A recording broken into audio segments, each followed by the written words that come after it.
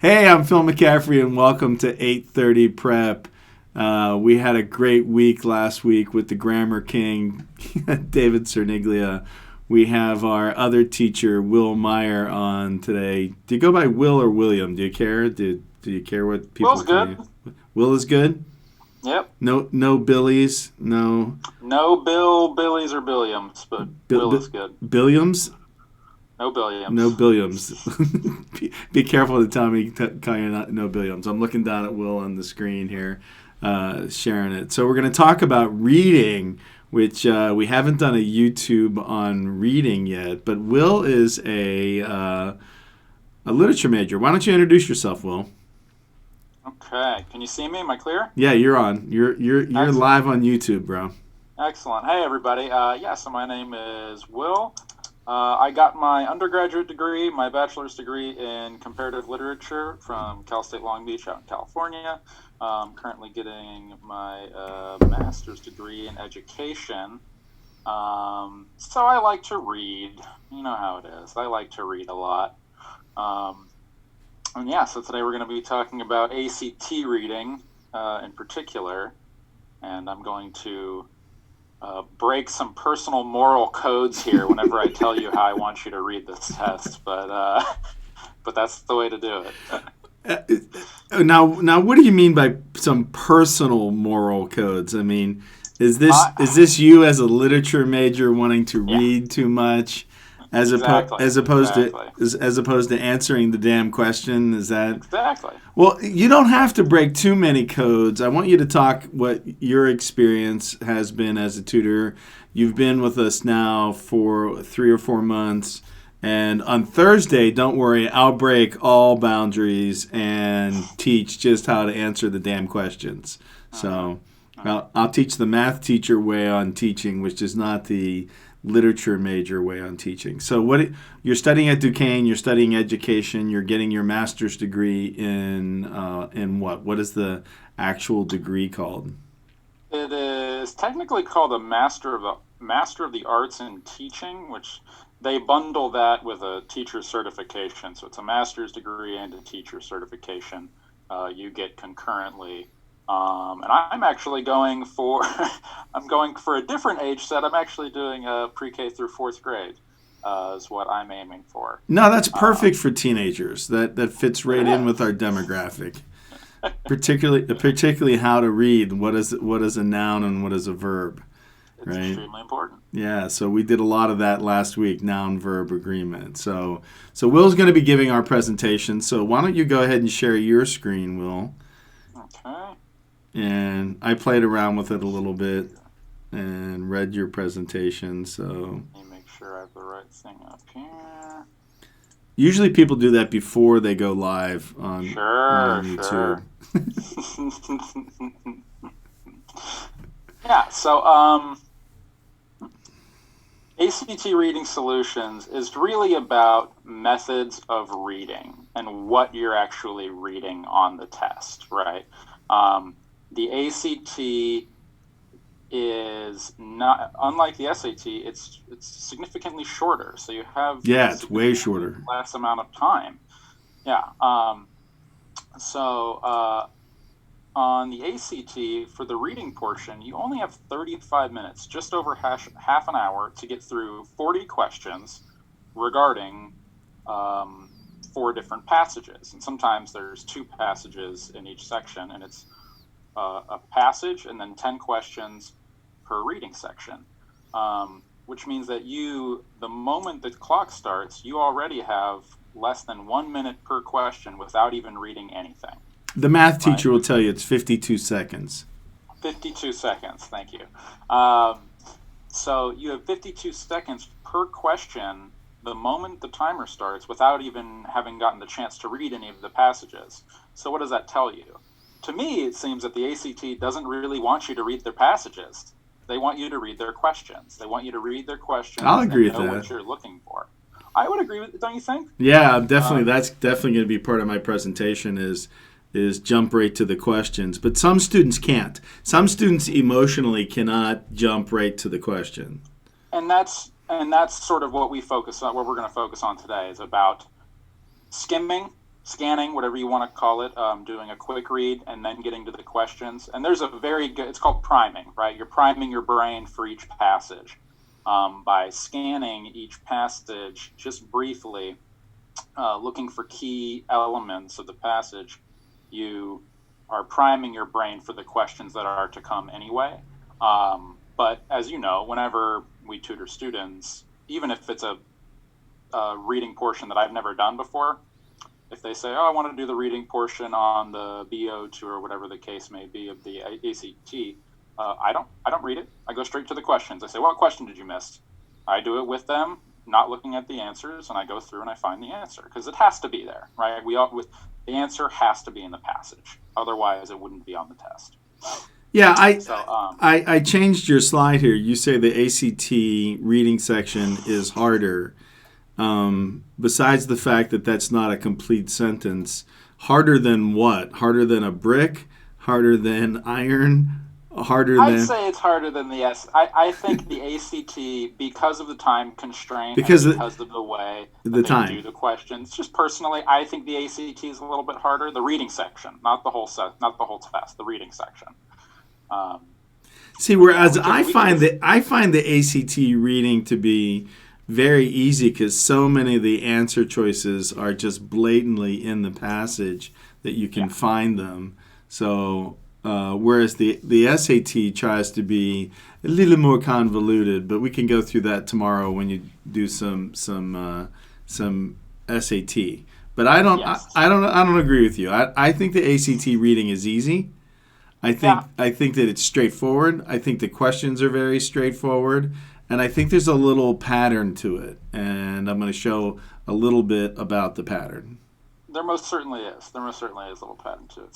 So if you only have 35 minutes to get to 40 questions without even looking at the passage, that seems to say to me that they don't really want you to read the passage. Now, that could be a scary proposition, so we are going to talk about reading skills and priming and skimming. So if you are skimming, you want to be taking no more than 90 seconds per passage to skim for information.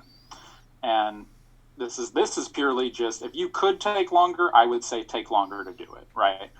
If I really thought, oh, there's enough time for you to do that, I would say take longer. But I just don't think that there is. You're already missing out on time.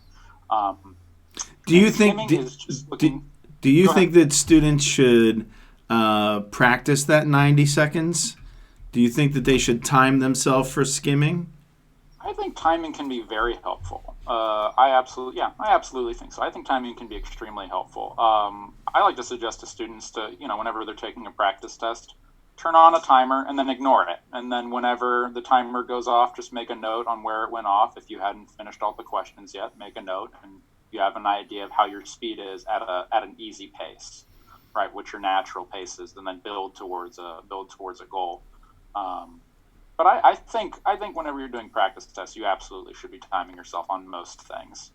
I think it can be very helpful, as long as you're not a timed swimmer or anything. You don't need to beat the time. You don't need to be getting a better and better time each time you're going through a test. But it can be very helpful. So when you're skimming, no more than 90 seconds per passage. And you're looking for key information. And this is just because it's helpful to give your brain markers. So if you imagine if you're driving down the road, your brain doesn't remember every step of the trip, but you can prime your brain by looking at all the billboards on the side of the road. And you can remember how the trip was sort of oriented based on the billboards. And that's sort of how I think about the skimming. It's like billboards. You're looking for major information and things for your brain to orient itself by. So you're going to be looking at pretty the first good. sentence I like of each that paragraph. Yeah, and it's, we've all driven from point A to point B and then gotten to point B and thought, I have no idea how I got there. You're just on autopilot, but your brain was working the whole time, right? Your brain was operating. It was taking in, millions of pieces of data at every second, with space and time and thoughts and feelings, all sorts of things all the time. So our brains are really good at operating without us really even knowing it. So we just need to give it some primer, some priming points to refer back to whenever questions start asking us about specific things, right? So in this case, I always suggest the first sentence of paragraphs, Okay. proper nouns, which are easy to find because they're always capitalized, right? So first sentence of paragraphs, proper nouns, dates, if there are any, numbers, locations, and then any strange, long, or irregular words and phrases. And I'll point out a couple of them whenever we get to them later in one of the reading sections. But words that don't come up in everyday usage. There's all sorts of them, strange adjectives and specific technical language if it's a scientific passage or something like that. Those are the things that you just really want to make note of, right? Read the first sentence of a passage, or read the first sentence of a paragraph, go through, you see, the Milky Way. Oh, okay, interesting. 80,000 years, okay. You're just scanning for information, and your brain is taking in much more than you're even consciously aware of, right? So that's sort of what we want to take advantage of. Take advantage Excellent. of how well our brains actually work without us even knowing it. So that sort of gets into what we were talking about. Why skim? Is there an argument against skimming?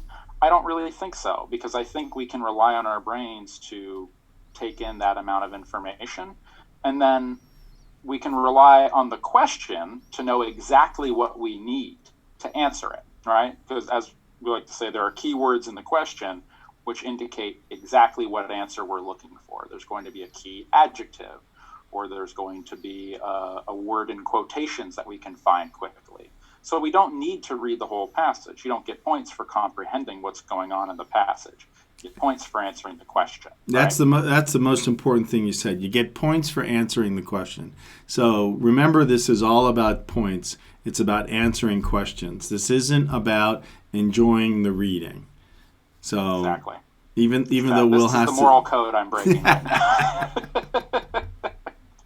I would love to tell you, if after you're done taking the test, like, that Ray Bradbury passage was really interesting. I'm going to go look up Ray Bradbury. But in a perfect world, you won't even remember who wrote that passage. In a perfect world, you'll have no recollection of it because you'll have just been answering the questions, right? You won't even remember that it was Ray Bradbury, right? So that's sort of, it's breaking my heart to say it. But I want the students to do well. I want the students to do well on the test. I don't want them to be held back by a tough test, right? You want them to do well, even if they don't get to read any Ray Bradbury later. So skimming, utilizing your brain, allowing your brain to do what it does, which is process millions of pieces of data every single second without us even knowing it. Rely on that, and then rely on the questions to tell you what you need. So there are two types of questions on the ACT. In a sort of general way. In a very general way, right. Yeah, in a very general way. There are narrow scope questions and there are broad scope questions. And this is really just talking about how the questions are formatted, right? Narrow scope questions are going to have line numbers in them, specifically directing the reader towards a certain part of the passage. It's going to have specific information, meaning it's going to be relating information that is hyper-specific to the passage. So it might be a name, it might be a piece of technical information or something like that, or vocabulary and context, which will be something in quotations usually, or how a word is being used. And that's a good way to say, I'm looking for this word exactly, and you can scan the passage for that. And then there are broad scope questions, which are questions about themes, right? Questions about what is the point of the paragraph or what is the point of the passage? What is the purpose questions? What is the purpose of this argument, or what is the purpose of this specific line, right? Those are the broad scope questions. So narrow scope questions are always done first, and this is tied into how we read the ACT passages. Right? Are you suggesting that they do not do the questions in order? Correct. You do not do the questions in order.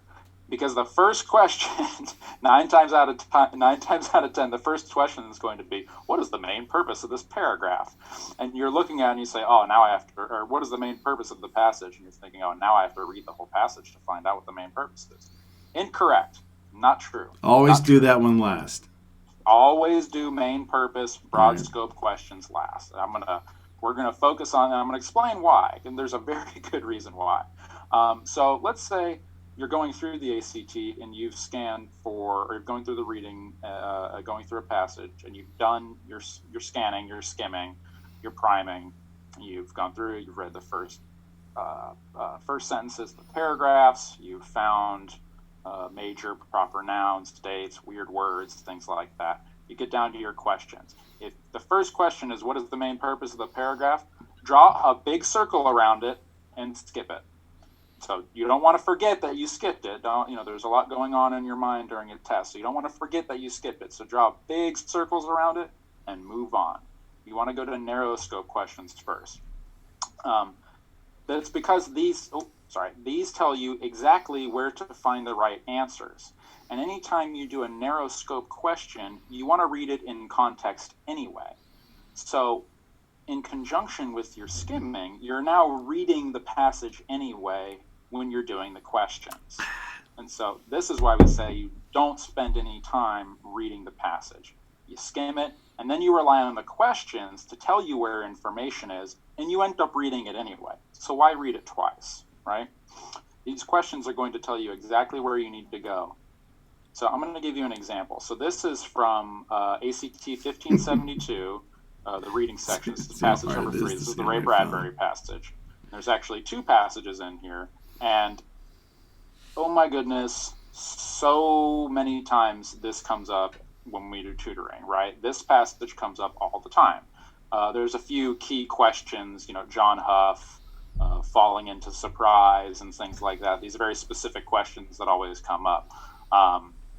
So here's an example of a passage, and I have gone ahead and marked this passage based on where the narrow scope questions tell you to look for information. So nice. The questions 21, 23, 24, 25, 26, and 27, this is how much they're telling you to read. So the only portions that they haven't told you to read is, in this case, the very beginning and the very end, which, if you've done some decent skimming, you already would have gotten the general gist of it. And now the narrow scope questions are saying, I need you to read this again, right? You need to go back and read these to answer those questions, and you're going to read them in context. So you always want to read a line before and a line after. So if the question states something like, in lines 15 to 17, it states this, to what end did it say, to what end were those lines important? You go back and read lines 13 to 20. You want to put it in context and make sure you're not, because sometimes the questions will take a line out of context, give it to you, and then try to prompt you with several wrong answers out of context. So that's sort of a side note. I'm sure Phil will talk about that later in the week, about reading things in context, vocabulary in context, and line numbers in context. But this is a perfect example of why you skim and then go straight to the narrow scope questions, because they're going to have you read anyhow.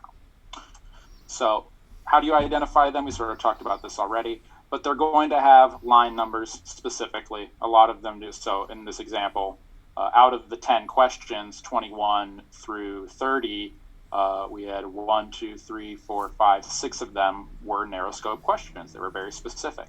They have line numbers in them. They have direct quotations from the passage.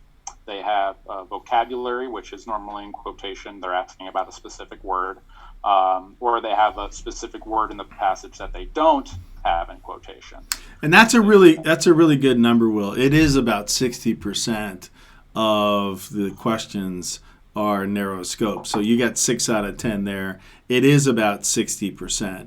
And about half of them have direct quotations where they will have answer choices that are the words from the passage. So that's somewhere around 30-40% of your answer choices are going to be literal, like literally quoting the passage. So yes, and the way that they make that tricky, right, is that they'll take literal quotes from the passage but put them in wrong answers by just taking a phrase that's in the passage but then switching around information so that it's not relevant or it's out of context, right? But this is how you identify the questions. So the questions are going to be narrow scope in this regard. And so here I have brought some of them up. Here are some of the questions. We have 21. It mentions line 46. Thus I fell into surprise. This is a very commonly missed question because it has to be known that Bradbury is talking about word association, right? To get this question right, you have to know that he's talking about a specific thing.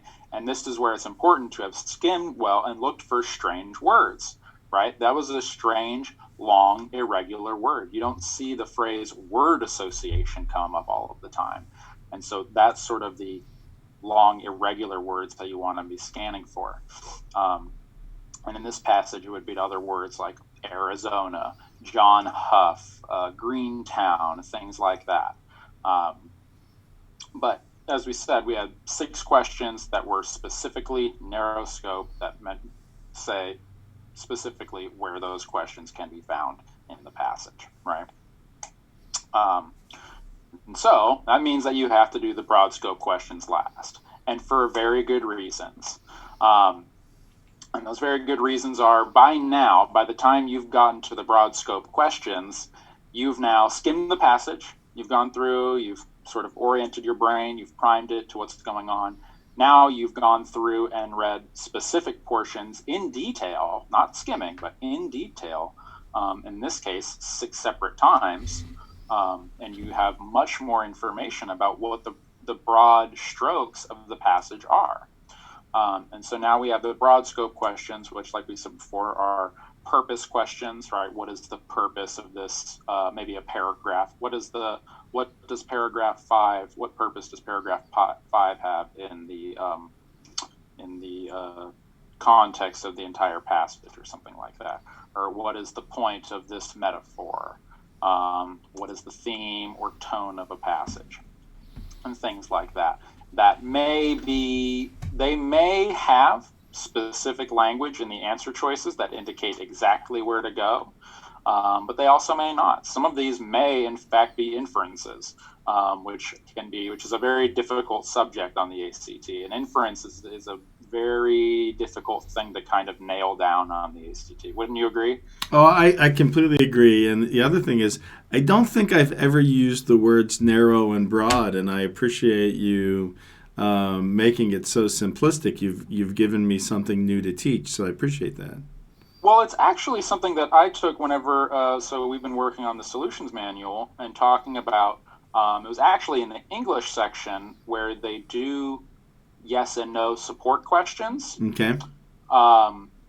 And as I was reading through it, you had made a note in there about oftentimes the support for the yes and no questions is usually a problem of scope. Either they're giving evidence that is too narrow, something that's focused on a detail of a passage, and so it can't possibly support a more general answer choice. Or it's too broad, too vague. I certainly cannot take credit on that. That's Jay Hadfield. So, okay. So my producer Teo, say hello, Teo. Hello. Teo's brother Jay, while he is a college student, he'll be a college student for another 2 weeks. He wrote them during one of his summer breaks. That's great. So yeah, it's very true. The support, and it's something that's just sort of. It's very helpful when orienting a lot of these things with regards to ACT and SAT, and it's a very useful psychometrician tool, right? The psychometricians who make the tests, I'll give you an answer choice that's sort of right, but only because it's so narrow, right? As soon as you apply it elsewhere, it falls apart or something like that. So, and David likes to say if a question is 99% right, it's 100% wrong. That's exactly right. But that sort of gets back to what I was talking about, inferences. So that inferences can be really weird and a sticky, tricky thing on the reading portion of the ACT. Is that if it's not in the passage, it's either wrong or it's an inference. And an inference can be a dangerous thing, but sometimes questions ask you to infer, and those can be some of the hardest questions. So broad scope questions, they go last every time. And for the simple reason that your brain has done more of the work, you have taken in more information as you've been doing the narrow scope questions, you've already skimmed and whatnot. So yeah, you've been informed more. And so it's easier. It's easier to accomplish those broad scope questions. It's easier to go back to question number 1. What is the main purpose of the passage? You can go back to that now and answer it. So Ray Bradbury, we sort of already went through this. How are we doing on time, Phil? We're doing great. Okay. So the Ray Bradbury passage. If we go through, and like we saw earlier, we have 6 questions that are very specific. And each time, so let's say you look at number 24 here, where it says in the 7th paragraph of passage A, lines 30 to 37, Bradbury explains his habit over many years as a writer of almost daily what? So you would go back to the passage, and you don't just read lines 30 to 37. You look at the sentence before it, you look at the sentence after it to make sure you're getting it in context, right? And in this case, there's sort of a trick here, like we said. If you go back to the passage, they talk about, or he talks about remembering or visualizing himself driving past his grandparents' property, looking for objects in his past to use in his writing. And so they'll use very specific information, very specific quotes, things like driving past his grandparents' property, hoping to notice something. But in the passage, it says, thinking about driving past his grandparents' property. And so it's always important to go back and read those things in context, right? And then that should give the reader some clues about, this isn't just about going back and visiting places. This is about thinking. It's about a thinking process with regards to this specific passage, right? So I'm going to talk about a harder example where it's not as clear cut. And there are examples of these, and they're a little bit more difficult, but the same rules actually do work, even if it's not quite as specific. So this passage is from the 1874, ACT 1874, and it's passage 4, and it's talking about its name's Balin, I believe, an astronomer, a budding astronomer in this passage, who discovered some support for a theory, right? But what I'm interested in here is the questions. So, like I showed you before, I marked up this test to see where the narrow scope questions were. And in this case, this is all of the, quote, narrow scope questions that they had, where they reference direct line numbers. And it may seem kind of scary when you see something like this, like, oh, well, what do I do?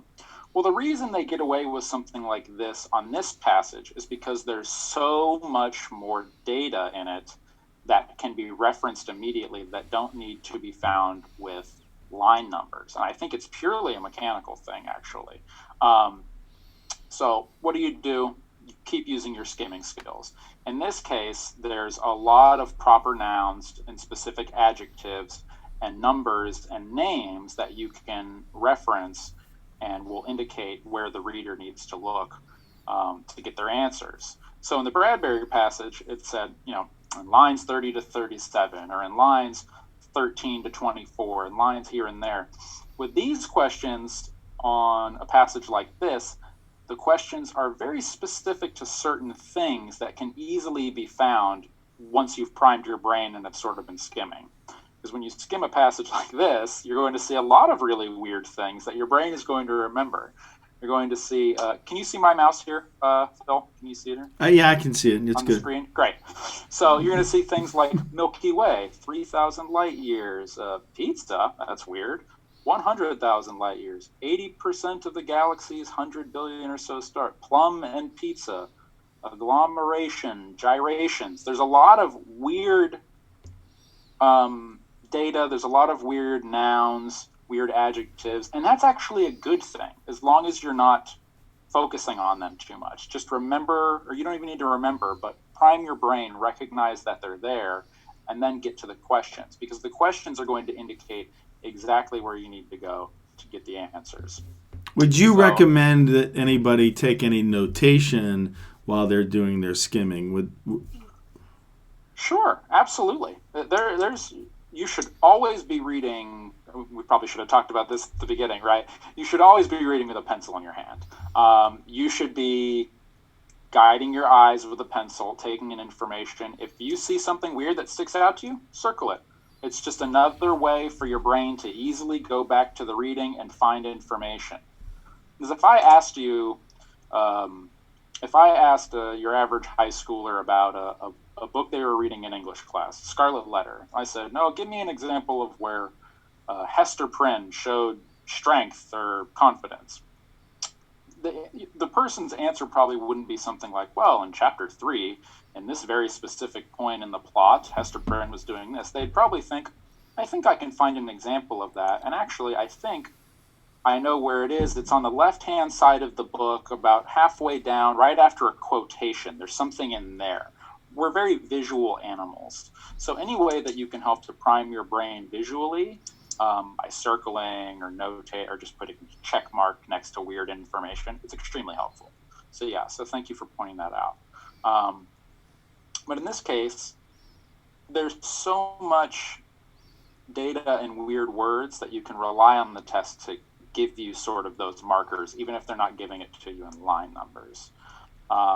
So number 32 gives you a specific line number here. It says the author mentions in line 33, and you say, okay, well, that gives me a specific place to go. If I were taking this test, I would skip 31, which of the following statements best expresses the main idea of the passage. Nope. I'm going to circle that, and I'm going to skip it. I'm going to move on. I'm going to go to number 32, where it tells me exactly where I need to find the answer to the question, right? I've already done my skimming, and now I can go directly to a question where I'm going to find an answer. And then 33 is going to give you specific line numbers. Now, 34 I would probably also skip, but then we get to one like 35 where it has very specific information, where it says, according to the passage, Balin discovered that the angular momentum of the warped portion of the Milky Way and the angular momentum of the Sagittarius dwarf are A, B, C, D, identical in quality and direction, things like that. Angular momentum is a very specific phrase, right? It's a very strange specific phrase. It probably isn't in there that many times. So I would go back to the passage and would immediately start scanning upwards from the end where I probably saw it in the passage, and I would find angular momentum, and I would be You looking said for where. scanning upwards. You mean read backwards? Exactly, yes, reading backwards. Whenever you're scanning back through the passage to find information, it's not always necessarily helpful to start from the beginning, because then your brain is sort of reading it in order again, and you don't really need to do that. You're looking for very specific information now. It doesn't need to be in chronological order. Your brain already knows that. So my suggestion would be to go backwards, upwards through the passage, looking just for that phrase. And if that's a little bit difficult, you can do it any way that makes you feel comfortable. The fastest way that you can do it is great. But this is something you could practice. Absolutely, absolutely. Um, there's not always the perfect right way to do it, except skimming and doing narrowscope questions first. That is always the right way to do it. So with number 35, I would go straight to looking for that weird phrase. I would be looking for the word warp or angular momentum and scanning backwards looking for it. Same thing with number 36. According to the passage, the central bulge of the Milky Way is comprised of what? That's a very easy thing to figure out. And if you scan quickly, you would have saw they were talking about that at the beginning when they were describing the Milky Way. The plum and the pizza. The plum and the pizza, exactly. And talking about the warp being, like dough thrown in the air by the pizza maker and things like that. And then 37, the author refers to the swirling pattern of a hurricane, primarily to do what? Well, scan through the passage and look for the word hurricane.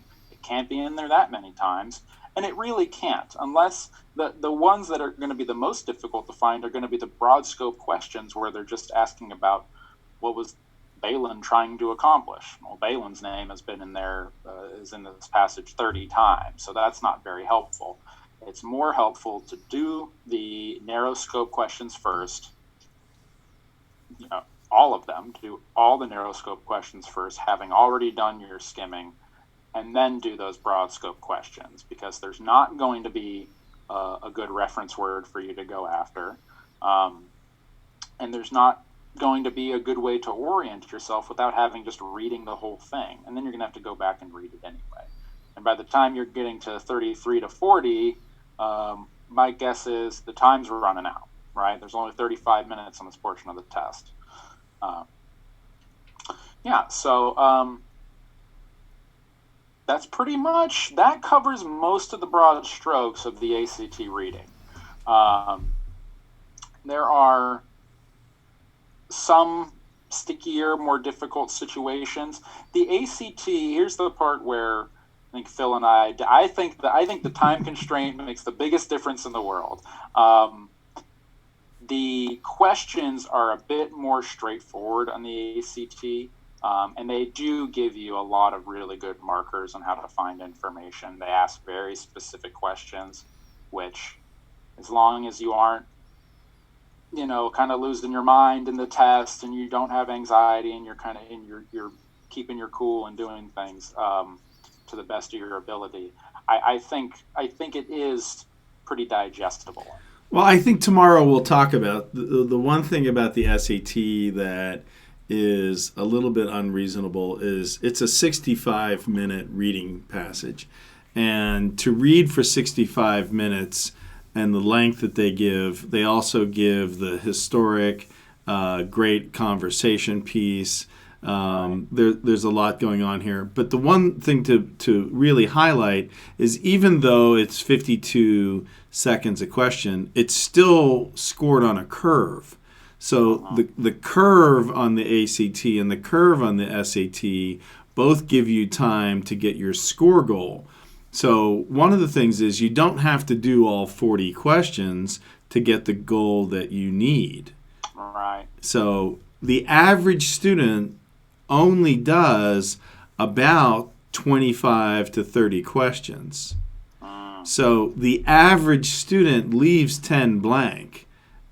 So if you are a faster reader and you can do above 25 or 30 questions, and you look for these markers, particularly things like hurricane patterns and angular momentum and thin crust pizzas, as they stick out on your markers in your narrow focus.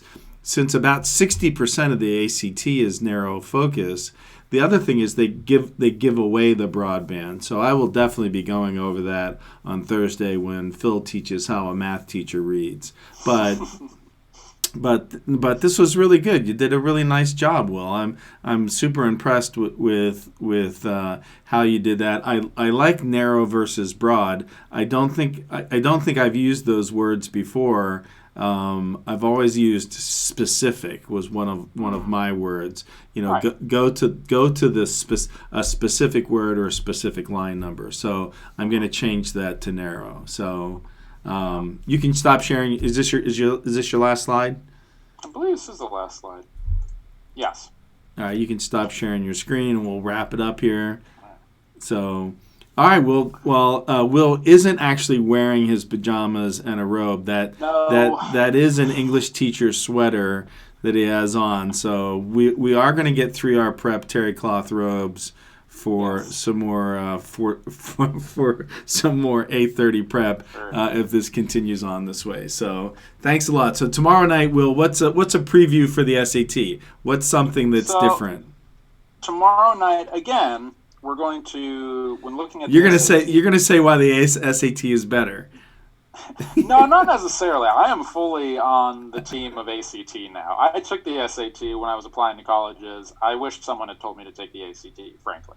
But again, the focus is still going to be on questions. It's going to be on the types of questions on the SAT. Because again, you may get a little bit more time on the SAT, but it's not worth it to get bogged down in the readings. It's worth it to go after the questions, to go after them specifically, and to be looking for specific information in the passage. So but the SAT has some specific quirks that the ACT doesn't have. And we'll go over those tomorrow. And so the big takeaway for tonight is you get scored on answering questions.